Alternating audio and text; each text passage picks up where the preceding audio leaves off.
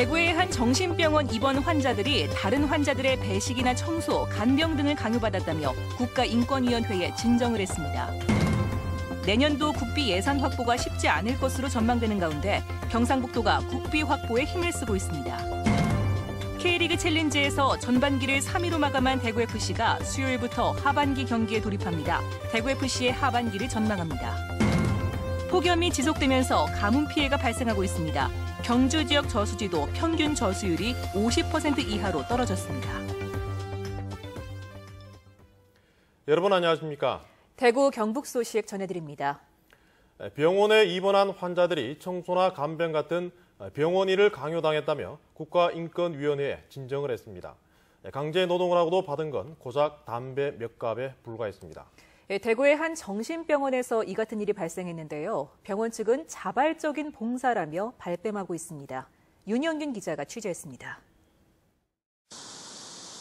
대구의 한 정신병원, 2년 전에 입원한 한 환자는 식사 시간마다 환자들에게 밥을 퍼주고 일주일에 2번씩 새벽 4시에 일어나 병원 복도를 청소했다고 주장합니다. 다른 환자는 옆 환자의 대소변 처리를 도와주고 옷까지 빨아야 했습니다. 이들은 병원이 직원을 뽑는 대신 매달 담배 10갑에서 30갑을 주고 일을 시켰다고 말합니다. 시간 되면 다 가서 작업을 다 하고 새벽 4시에 돼서 다 일하고 다 해가지고 그 작업을 다 하는데요. 자랑은 아니지만 몇 군데 가봤는데 요새 그런 데는 없어요. 병원 측에서는 이들이 자발적인 봉사활동을 했다는 입장입니다. 강제로 지시를 하거나 저희들이 그렇게 한 부분은 아니고요. 배식 관계에 있어서 이제 뭐 좀 도움을 주시고 이런 부분이 있었던 부분은 뭐 그쪽에서도 확인을 하신 거고. 국가인권위원회는 병원 측이 경제적 여건이 어려운 환자들을 담배로 유인해 사실상 노동을 강요한 것으로 판단했습니다. 이에 따라 병원의 인권 교육을 실시하는 한편 대구시장에게도 전체 정신병원에 대한 실태 조사를 할 것을 권고했습니다. 소액이라도 이제 벌기 위해서 일을 하는 경우들이 있고요. 그리고 그렇게 되면 병원 직원들이 해야 할 일을 그 환자들이 함으로써 병원에서는 그 일을 해야 될 직원을 채용하거나 그 직원을 배정하거나 뭐 이렇지 않아도 되기 때문에. 국가인권위원회는 정신병원에서 환자들에게 노동을 강요하는 사례가 잇따라 접수되고 있다며 최근 5년 동안 권고 21건, 2건은 사법기관에 수사 의뢰했다고 밝혔습니다. MBC 뉴스 윤영균입니다. 대구와 광주의 교류 협력을 달빛 동맹이라 하는데요. 대구시와 광주시는 내년도 예산 확보를 위해 달빛 동맹을 적극 활용하기라고 두 지역 국회의원들과도 공동 대응 방안을 모색했습니다.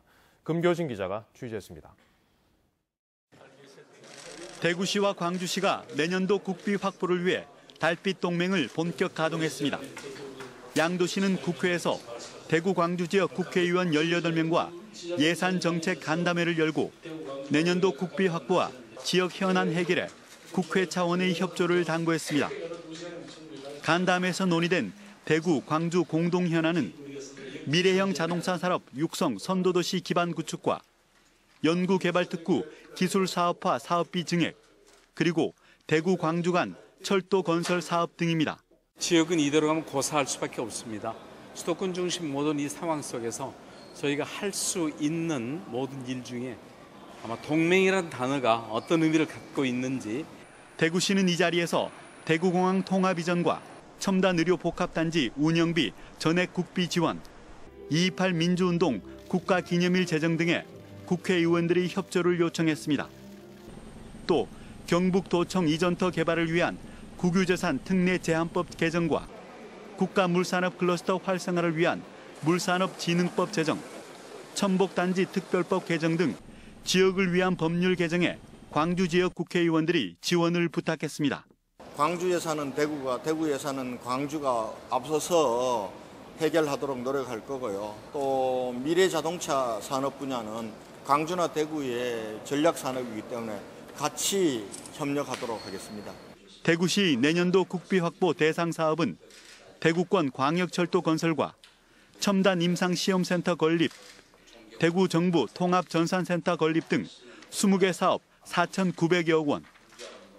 광주 지역 국회의원들이 대구의 현안과 국비 지원에 함께 머리를 맞대면서 양도시의 교류를 위한 달빛 동맹이 예산과 정책 동맹으로 확대되고 있습니다. MBC 뉴스 금교신입니다. 내년도 정부 예산안 제출 시한은 한 달이 채 남지 않았는데요. 경상북도는 예년과 달라진 분위기에 국비 확보를 위해 모든 행정력을 동원하고 있습니다. 보도에 박재영 기자입니다. 지역의 미래가 걸린 지역 전략 산업, 인프라, SOC 등은 막대한 예산이 들어가는 만큼 지자체들은 국비 확보에 목을 맬 수밖에 없습니다. 경상북도가 확보한 올해 국비 예산은 12조 원. 하지만 내년도 국비 확보는 녹록치 않을 전망입니다.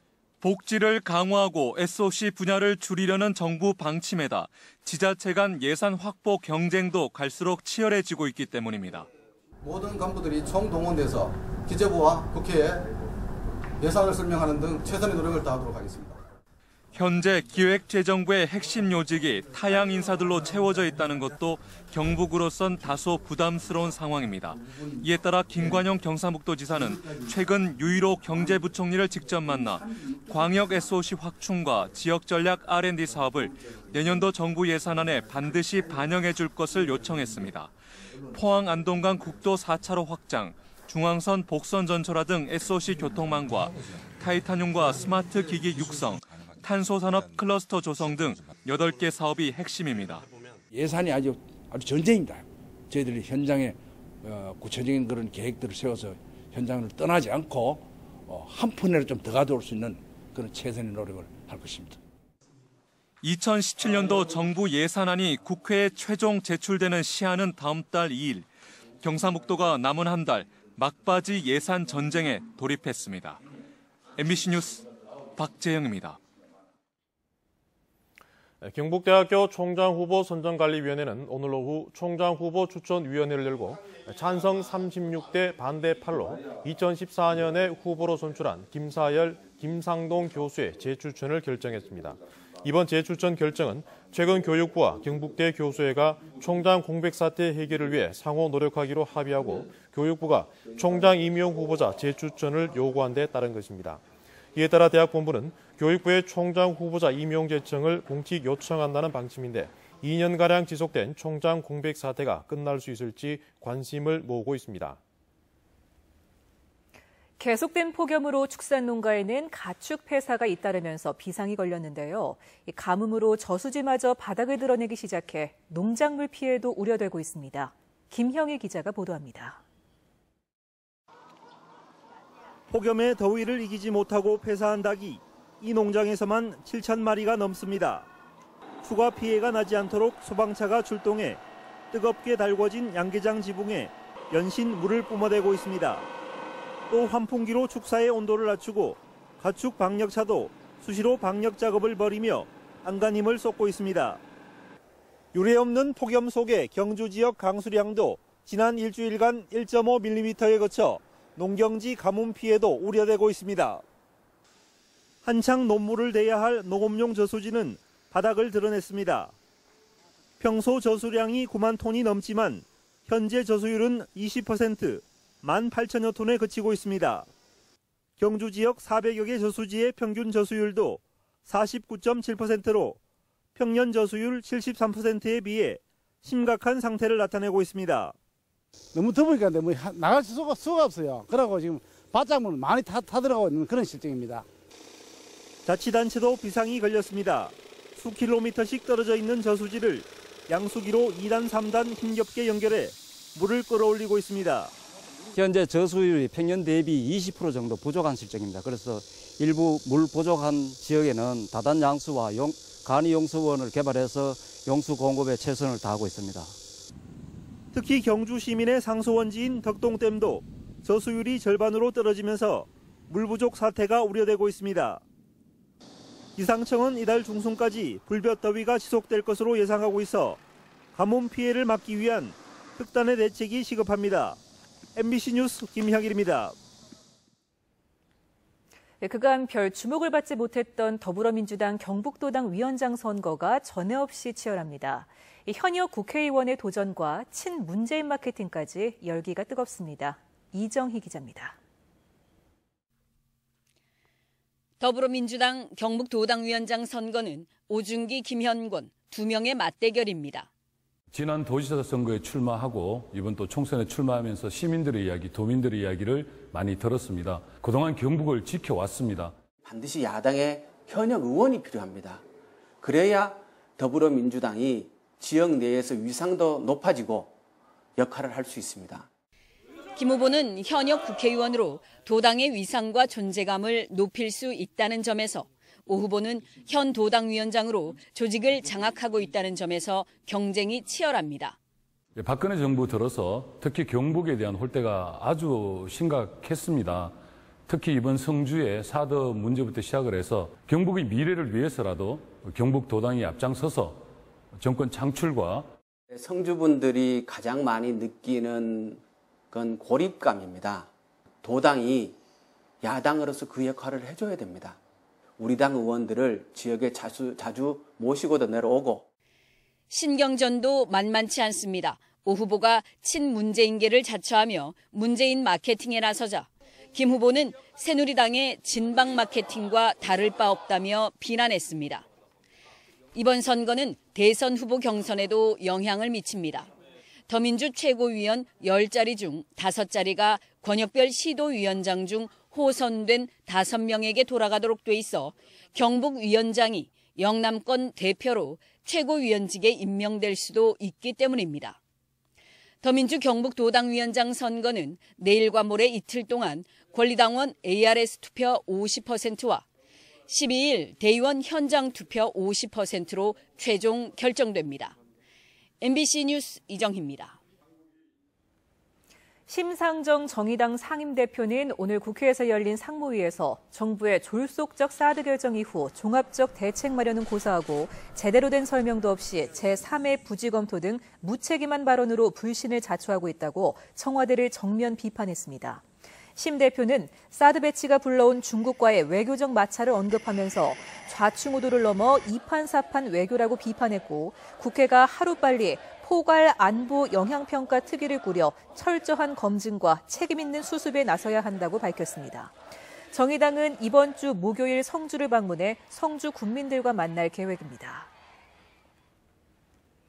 성주 사드 배치와 관련한 백악관의 공식 논평이나 답변이 나올 것으로 보입니다.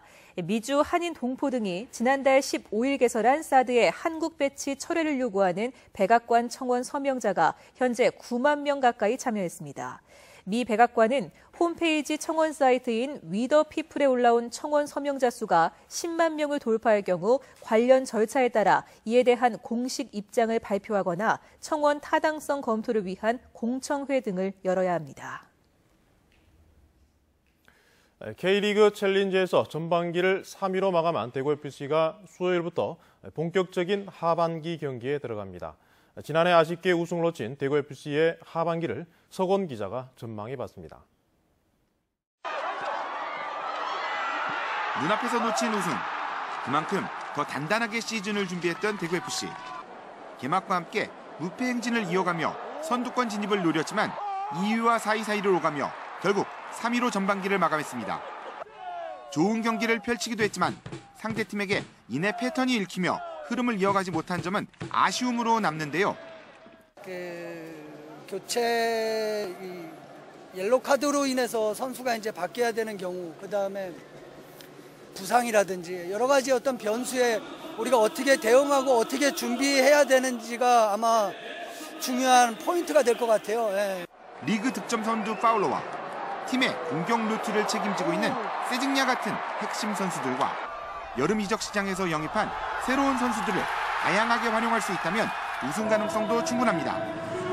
As vitórias dentro de casa, principalmente, que a gente na primeira etapa não conseguiu, e acho que na segunda etapa que vai valer mais é a vitória dentro de casa. Então, concentrar mais, focar mais e dentro de casa fazer os pontos e fora buscar o que vier é lucro para a gente. 이번 수요일 열리는 하반기의 첫 상대는 최근 상승세를 보이고 있는 경남인데요.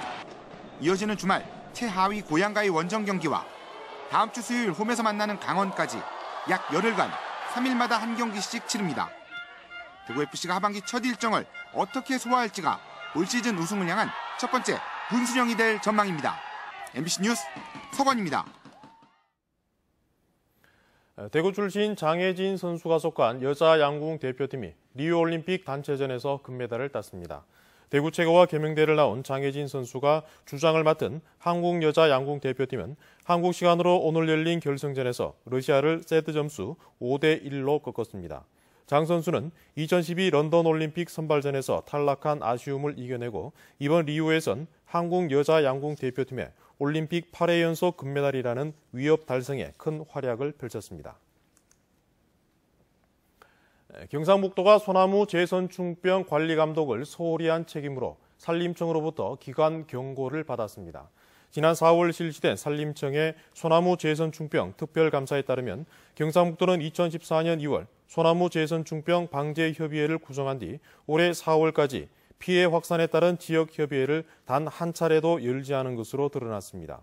올해 4월 기준으로 경북 지역에는 15개 시군에서 소나무 재선충병 피해가 발생했는데도 경주를 제외한 14개 시군에서는 소나무 재선충병 방제 지역협의회조차도 구성하지 않았습니다. 독도 수호 의지를 계승하고 역사의 중요성을 알리기 위해 DGB 금융그룹이 마련하는 독도사랑 골든벨이 영남 이공대학교 천마체육관에서 열렸습니다. 독도사랑 골든벨에는 대구 경북 지역 고등학생 500여 명이 참가해 독도 관련 지식과 한국사, 경제 기초 상식에 관한 문제를 풀었고 우승자와 입상자들에게는 장학금이 수여됐습니다. 대구 달서경찰서는 지난 2014년 8월부터 지난해 말까지 시간제 교사 6명을 정식 교사로 허위로 등록하고 보육 시간에 부풀려 신청하는 수법으로 1,900만 원의 국고 보조금을 부정수급한 혐의로 대구 달서구 모 어린이집 대표 35살 김모 씨와 원장 50살 이모 씨, 보육교사 56살 박모 씨를 불구속 입건했습니다. 대표 김 씨는 채용 당시부터 교사에게 별도의 통장을 만들도록 해 교사 월급 중 일부를 되돌려받는 수법으로 2,100만 원을 빼돌려 사용한 혐의도 받고 있습니다. 구미의 한 식당에서 불이 나 수천만 원의 재산 피해가 났습니다. 오늘 오전 2시 20분쯤 구미시 원평동 중앙시장의 한 식당에서 불이 나 1층 조립식 식당과 가전제품 등을 태워 소방서 추산 2,500만 원의 피해를 내고 30분 만에 꺼졌습니다. 소방당국은 식당 주방에서 불이 시작된 것으로 보고 목격자 등을 상대로 정확한 화재 원인을 조사하고 있습니다. 경상북도는 올 상반기 부동산 거래 신고를 위반한 83건, 157명을 적발해 과태료 8억 원을 부과했습니다. 위반 유형별로는 미신고와 지연신고가 25건에 43명으로 가장 많고 실제 거래 가격보다 낮게 신고한 다운 계약이 18건에 37명, 그 반대인 업 계약이 17건에 35명으로 나타났습니다. 경상북도는 부동산 매매 계약을 한 뒤 60일 이내에 신고하지 않으면 500만 원 이하의 과태료가 부과된다며 주의를 당부했습니다. 포항시가 동해 전역에 출몰해 해수욕객들을 위협하고 있는 유독성 해파리 제거 활동에 적극 나서기로 했습니다. 대구 영북 소식이었습니다.